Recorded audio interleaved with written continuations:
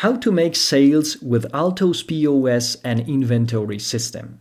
First, switch to the point of sale interface by clicking the three dots on the top right corner of the navigation menu. From there, go to Sales and click it.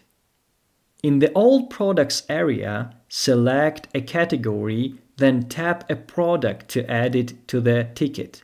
You can also use the search bar at the top right to find a product. On the ticket, tap a product to change its quantity and save. Swipe left on a product and tap Delete to remove it.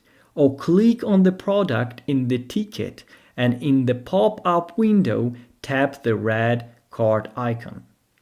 To clear the whole ticket and start over, click the three dots on the top right of the ticket area and tap Clear Ticket. When you're ready to complete the sale, tap Charge at the bottom right of the ticket. Then choose a payment type. For cash payments, you can tap one of the suggested amounts or enter the exact amount received.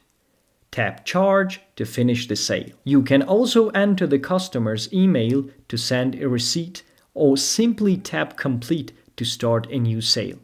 That's it. Making sales with Alto POS is quick and easy.